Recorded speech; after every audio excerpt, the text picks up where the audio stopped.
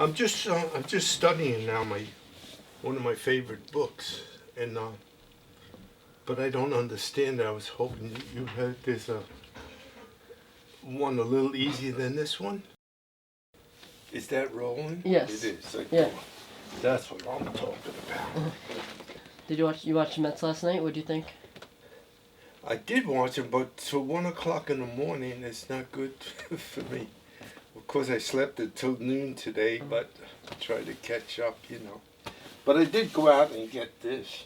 Uh-huh. And you could have one. Thank you. I got one for your cousins. Uh-huh.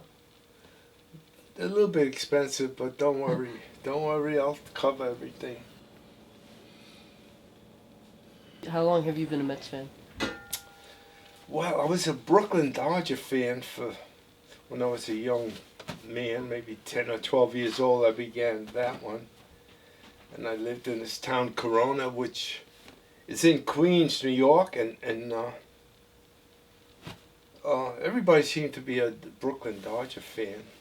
I tried out for the old New York Giants, the Brooklyn Dodgers, and the Yankees. I got invited back twice to try out with the Yankees. Well, I was doing very well, and I think there was up to 7 teams that were looking at me, professional teams, major leaguers, to offer me some kind of a contract. But only one called me at the very end when I was available out of school, the New York Giants baseball team. But they offered me, I think, something like $200 a month or $300 a month to go play down in Georgia somewhere. And I asked for a bonus like some of my teammates had gotten, and they said they don't give bonuses. So I was reluctant, and I didn't take that. But in the Marine Corps, I was able to try out and make the team. Became most valuable player too. You were at the first game back after 9/11, right? The Met game? I was. I don't know how come I was alone. I can't remember that part. And it's hit deep to left center. Andrew Jones on the run. This one has a chance. Home run! Mike Piazza, and the Mets lead 3-2. I recall that everybody cheering so loud you could hear it around the world.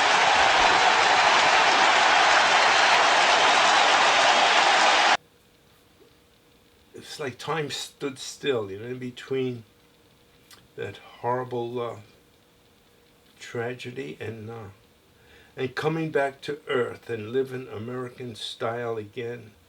Never forget, my brother was killed in Vietnam, 1969, and the Mets somehow, I think through a relative, learned of this about maybe 5 or 7 years ago, and they invited me to Shea Stadium then to honor my brother. Who received the Distinguished Flying Cross with 2 gold stars before being killed in action.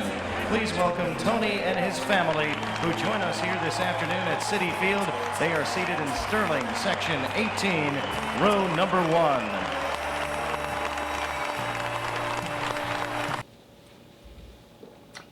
Well, now you talk about real heroes, that's something else again. These helicopter pilots were too much. When I was stationed in California, my mother and my brother Bobby, he was the next one, he was 15 years my junior. But they came to California to see me, and bringing him on the Marine Corps base and meeting with all the Marines, he was impressed. So much so that when the Vietnam War came along, he enlisted into the Marine Corps. And I said, if you want to really be the tops of the top, be a pilot in the Marine Corps. I said, they'll salute you so much you get tired of it, you know. So he did exactly what I said. He chose to become a pilot. They go out constantly to pick up dead and wounded. And he started writing to me that he could write stories about how he used to go out on flights and pick up parts of bodies and dead Marines.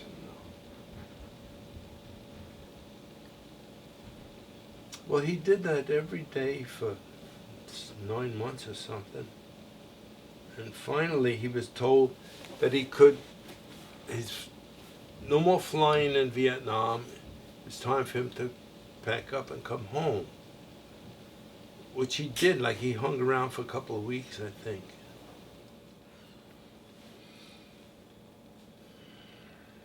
Well, anyway, Bobby saw his friend coming back from a mission. I don't even know if they knew each other. But this pilot was overworked. He had been out a couple of times, then there was another emergency call that he had to go out on.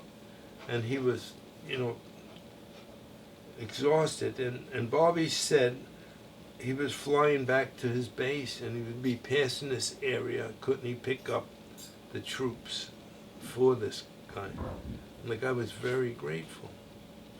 Except when my brother got there, it was supposed to be a secured area. The Marines on the ground said, no problems, there's nothing. Except the enemy was hiding in holes and tunnels under the ground. So when he picked up, I think it was a total of 11 people, a lot of wounded and such. And he got off the ground about 100 feet.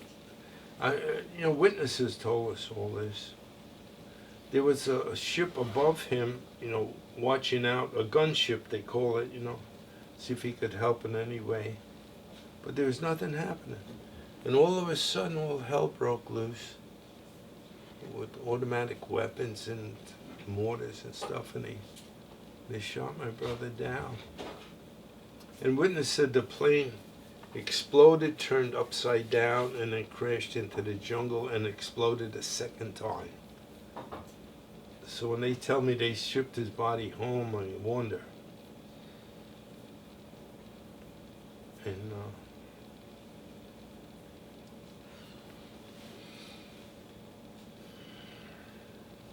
I guess it's getting time for the second game of the Mets against the LA Dodgers.